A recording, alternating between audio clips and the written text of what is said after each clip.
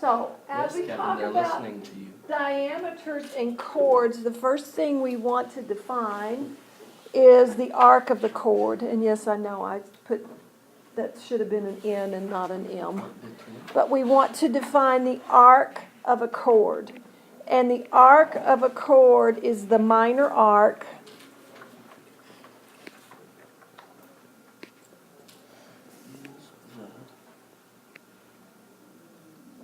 The minor arc that shares the same endpoints as a chord.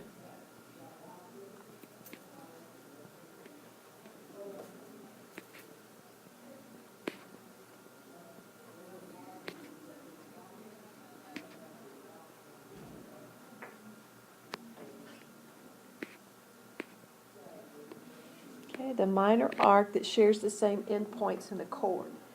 Here in the circle that we have, PQ, arc PQ, is the arc of chord PQ.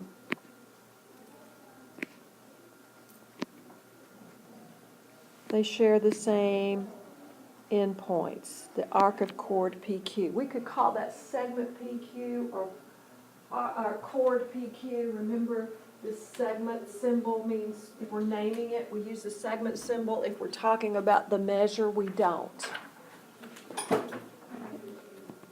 Another definition.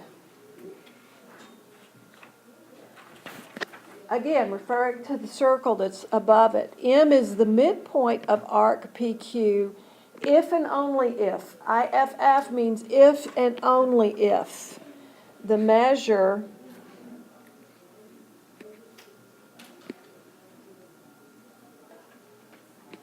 or the measure of arc PM equals the measure of arc MQ. And the measure of arc MQ, MQ is half the measure of the complete arc, or half the measure of arc PQ. All right, M is the midpoint of arc PQ if and only if, biconditional. If and only if the measure of arc PM equals the measure of arc MQ.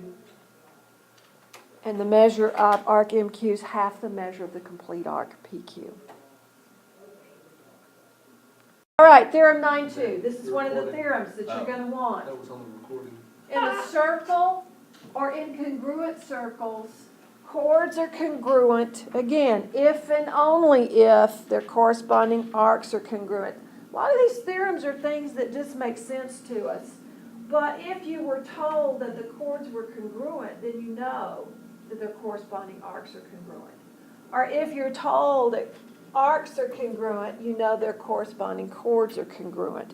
So in the circles that I have drawn here, chord AB is congruent to chord BC, is congruent to chord XY if and only if arc AB is congruent to arc BC, which is congruent to arc XY.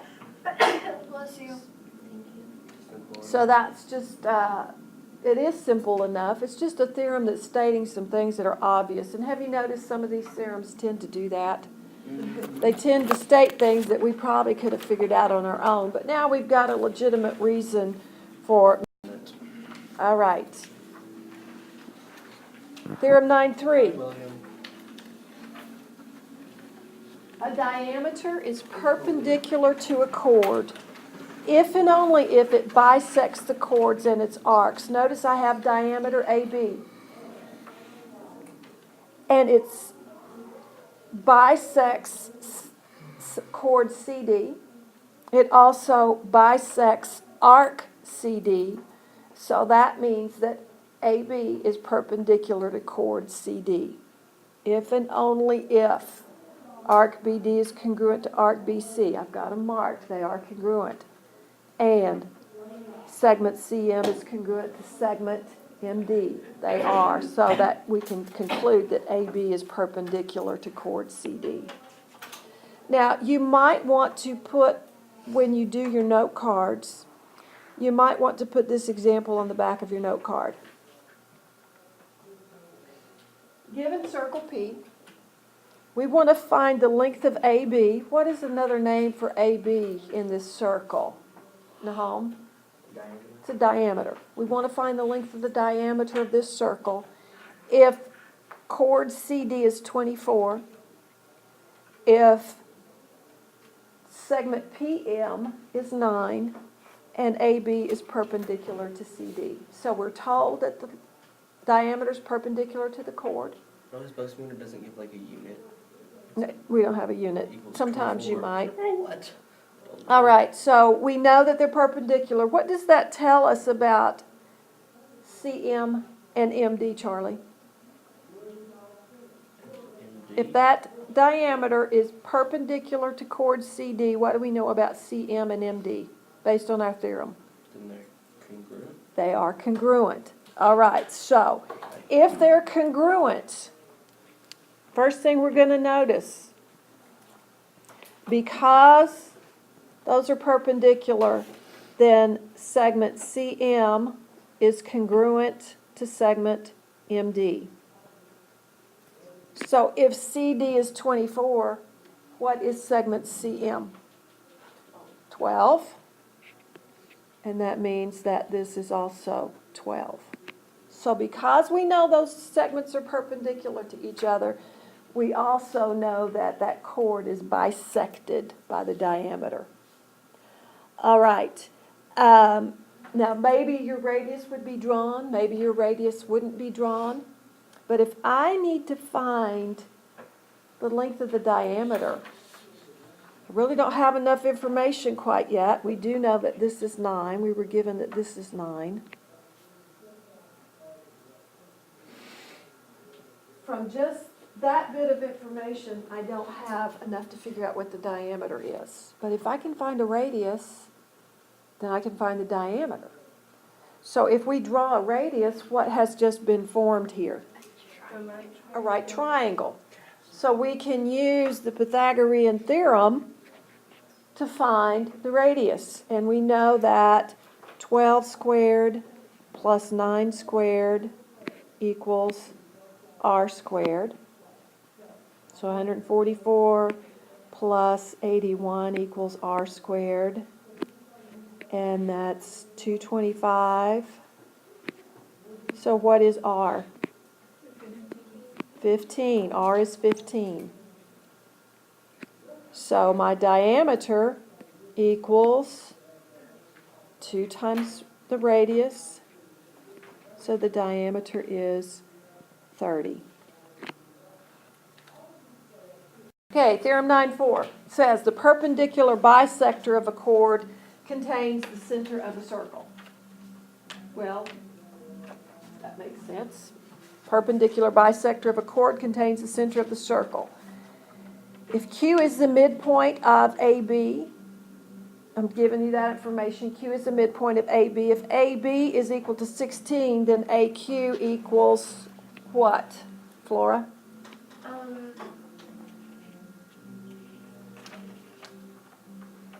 8. 8. And QB, the measure of QB equals?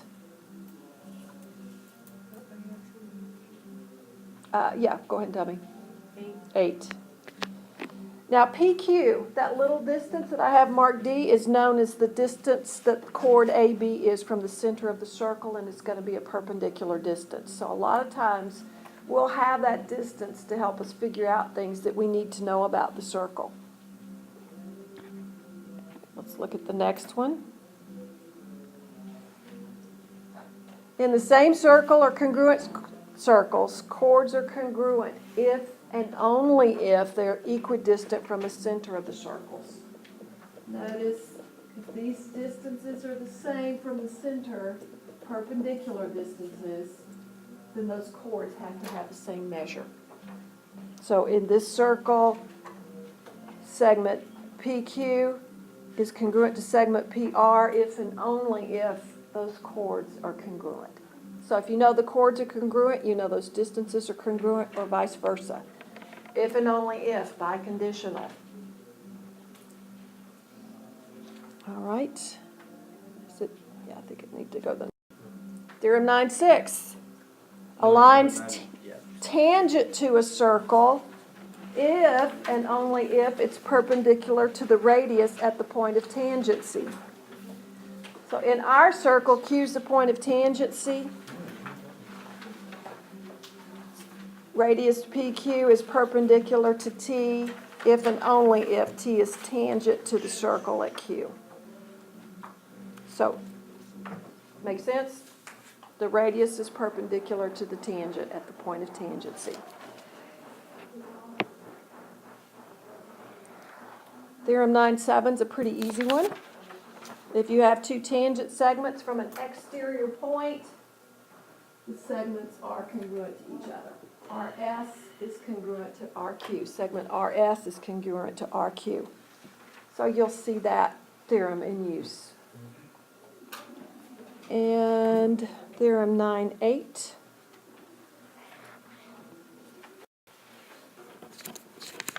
This is the last one. The measure of an inscribed angle. James, you have a question?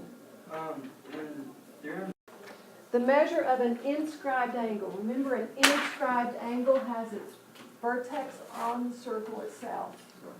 The measure of an inscribed angle is equal to half the measure of the intercepted arc. How does that differ from the measure of a central angle, Kaylin?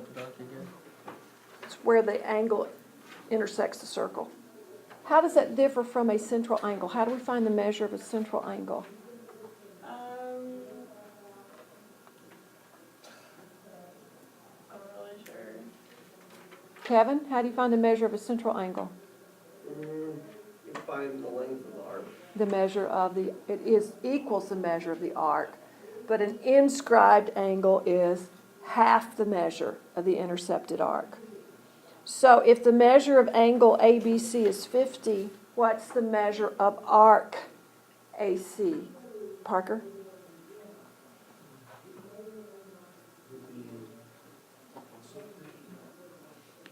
No, it would be 100. 100. Because the measure of the angle is half the measure of the intercepted arc. If the measure of the intercepted arc is 70, Haley, what's the measure of angle ABC? It's half the measure of the intercepted arc. So it would be 35. This would be, if this is the intercepted arc, this is half the measure of the, think of it that way. And if we're going to solve for this, then we'd multiply by 2.